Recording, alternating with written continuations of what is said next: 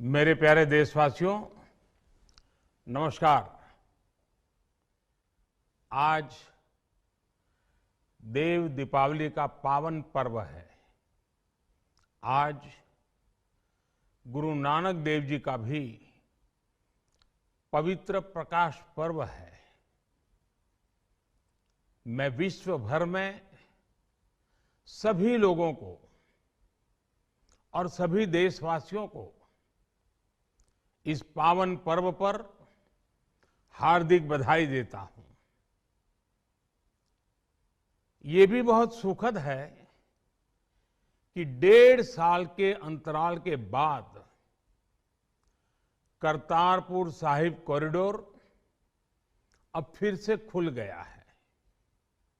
साथियों, गुरु नानक जी ने कहा है, बीच दुनिया सेवी कमाइए त दरगिही बेसन पाइए।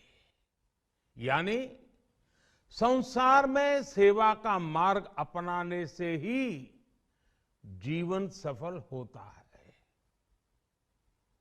हमारी सरकार इसी सेवा भावना के साथ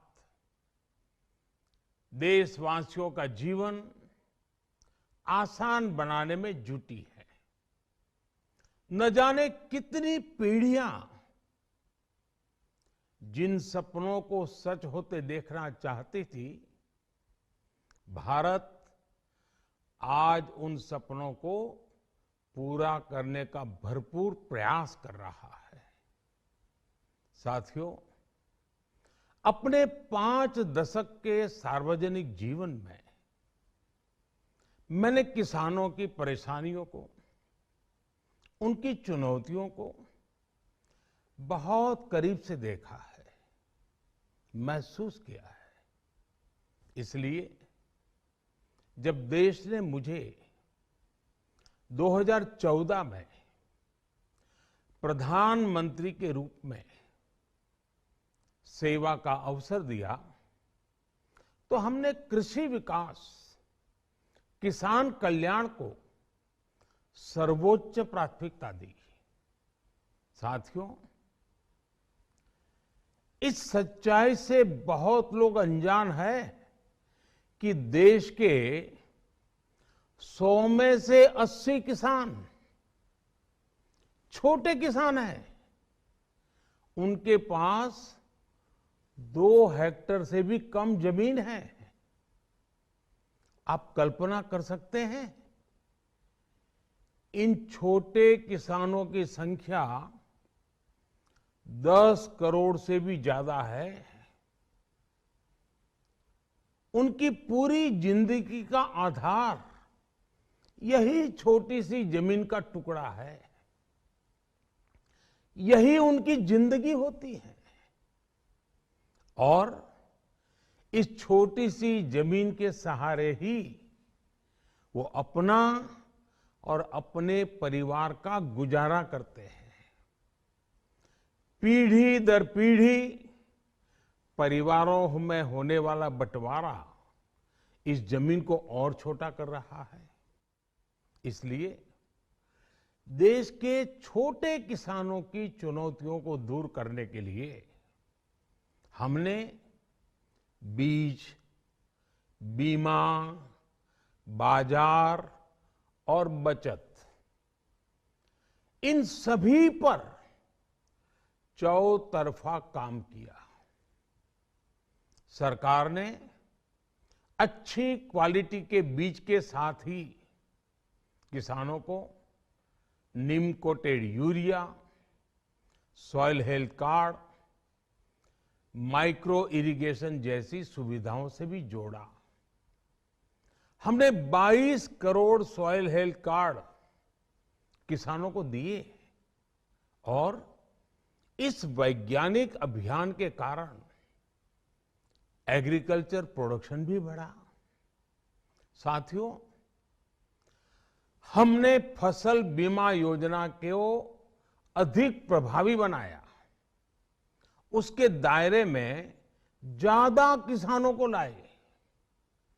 आपदा के समय ज्यादा से ज्यादा किसानों को आसानी से मुआवजा मिल सके, इसके लिए भी पुराने नियम बदले। इस वजह से बीते 4 साल में 1 लाख करोड़ रुपए से अधिक का मुआवजा हमारे किसान भाई बहनों को मिला है। हम छोटे किसानों और खेत में काम करने वाले श्रमिकों तक बीमा और पेंशन की सुविधाओं को भी ले आए।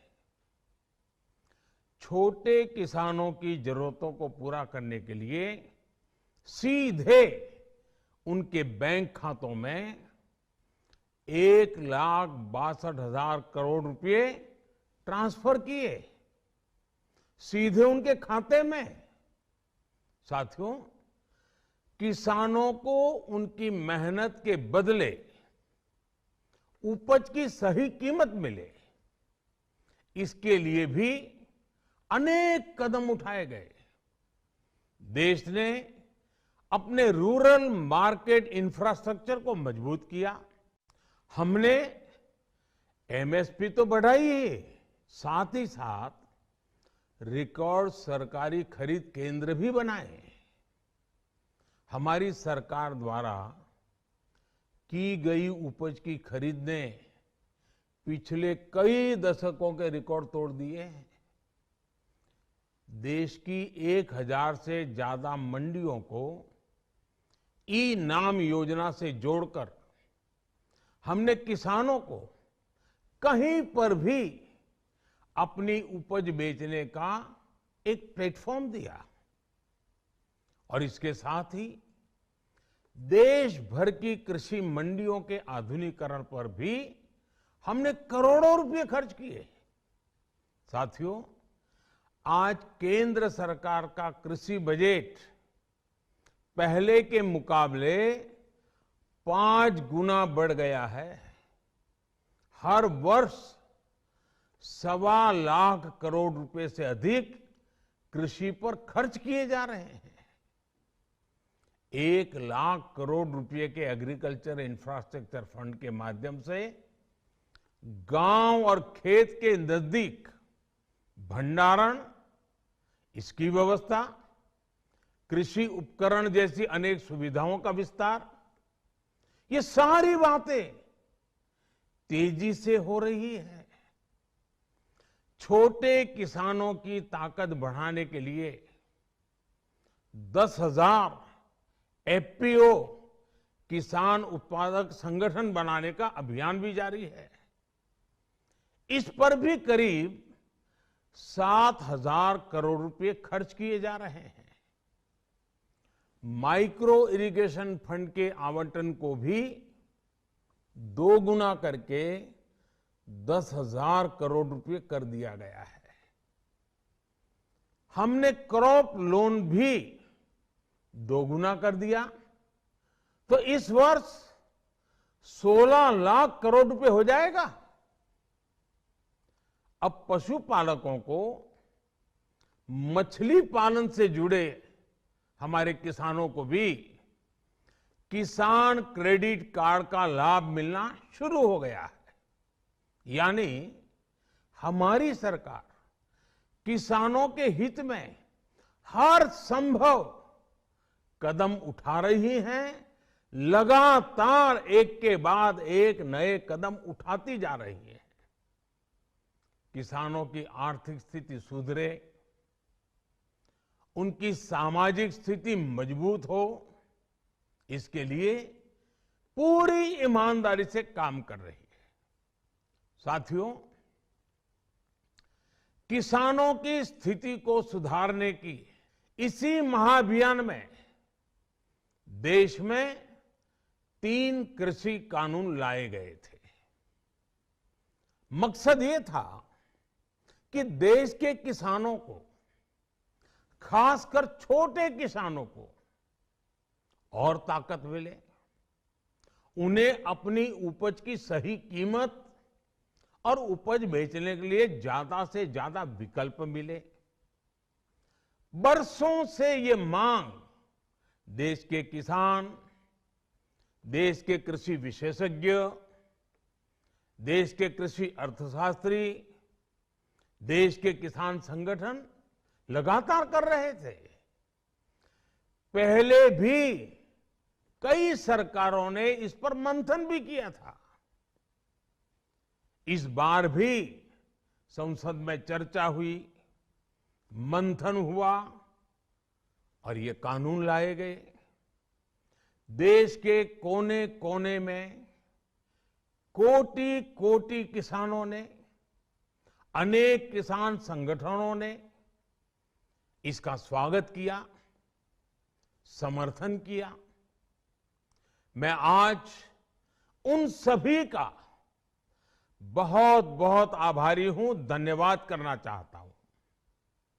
साथियों, हमारी सरकार किसानों के कल्याण के लिए, खासकर छोटे किसानों के कल्याण के लिए, देश के कृषि जगत के हित में, देश के हित में, गांव गरीब के उज्जवल भविष्य के लिए पूरी सत्यनिष्ठा से, किसानों के प्रति पूर्ण समर्पण भाव से,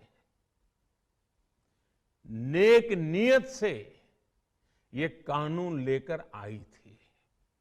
लेकिन इतनी पवित्र बात, पूर्ण रूप से शुद्ध किसानों के हित की बात, हम अपने प्रयासों के बावजूद कुछ किसानों को समझा नहीं पाए। भले ही किसानों का एक वर्ग ही विरोध कर रहा था, लेकिन फिर भी ये हमारे लिए महत्वपूर्ण था। कृषि अर्थशास्त्रियों ने, वैज्ञानिकों ने, प्रगतिशील किसानों ने भी उन्हें कृषि कानूनों के महत्व को समझाने का भरपूर प्रयास भी किया। हम पूरी विनम्रता से, खुले मन से उन्हें समझाते रहे। अनेक माध्यमों से व्यक्तिगत और सामूहिक बातचीत भी लगातार होती रही। हमने किसानों की बातों को, उनके तर्क को समझने में भी कोई कोर कसर बाकी नहीं छोड़ी। कानून के जिन प्रावधानों पर उन्हें ऐतराज था, सरकार उन्हें बदलने के लिए भी तैयार हो गई। 2 साल तक हमने इन कानूनों को सस्पेंड करने का भी प्रस्ताव दिया। इसी दौरान ये विषय माननीय सर्वोच्च न्यायालय के पास भी चला गया। ये सारी बातें देश के सामने है, इसलिए मैं इनके अधिक विस्तार में नहीं जाऊंगा। साथियों, मैं आज देशवासियों से क्षमा मांगते हुए सच्चे मन से और पवित्र हृदय से कहना चाहता हूं कि शायद हमारी तपस्या में ही कोई कमी रही होगी, जिसके कारण दिए के प्रकाश जैसा सत्य कुछ किसान भाइयों को हम समझा नहीं पाए। आज गुरु नानक देव जी का पवित्र प्रकाश पर्व है। ये समय किसी को भी दोष देने का नहीं है। आज मैं आपको, पूरे देश को ये बताने आया हूं कि हमने 3 कृषि कानूनों को वापस लेने का, रिपील करने का निर्णय लिया है। इस महीने के अंत में शुरू होने जा रहे संसद सत्र में, इसी महीने में, हम 3 कृषि कानूनों को रिपील करने की संवैधानिक प्रक्रिया को पूरा कर देंगे। साथियों, मैं आज अपने सभी आंदोलनरत किसान साथियों से आग्रह कर रहा हूं, आज गुरु पर्व का पवित्र दिन है। अब आप अपने अपने घर लौटे, अपने खेत में लौटे, अपने परिवार के बीच लौटे। आइए एक नई शुरुआत करते हैं, नए सिरे से आगे बढ़ते हैं। साथियों, आज ही सरकार ने कृषि क्षेत्र से जुड़ा एक और अहम फैसला लिया है। जीरो बजट खेती यानी प्राकृतिक खेती को बढ़ावा देने के लिए देश की बदलती आवश्यकताओं को ध्यान में रखकर क्रॉप पैटर्न को वैज्ञानिक तरीके से बदलने के लिए एमएसपी को और अधिक प्रभावी और पारदर्शी बनाने के लिए ऐसे सभी विषयों पर भविष्य को ध्यान में रखते हुए निर्णय लेने के लिए एक कमेटी का गठन किया जाएगा। इस कमेटी में केंद्र सरकार, राज्य सरकारों के प्रतिनिधि होंगे, किसान होंगे, कृषि वैज्ञानिक होंगे, कृषि अर्थशास्त्री होंगे। साथियों, हमारी सरकार किसानों के हित में काम करती रही है और आगे भी करती रहेगी। मैं गुरु गोविंद सिंह जी की भावना में अपनी बात समाप्त करूंगा। देहि शिवावर मोहे इहे, शुभ कर्मन ते कबहू न टरो। हे देवी, मुझे ये वर दीजिए कि मैं शुभ कर्म करने से कभी पीछे ना हटूं। जो किया किसानों के लिए किया, जो कर रहा हूं देश के लिए कर रहा हूं। आप सभी के आशीर्वाद से मैंने मेहनत में पहले भी कोई कमी नहीं की थी। आज मैं आपको विश्वास दिलाता हूं कि अब और ज्यादा मेहनत करूंगा ताकि आपके सपने साकार हो सके, देश के सपने साकार हो सके। आपका बहुत बहुत धन्यवाद। नमस्कार।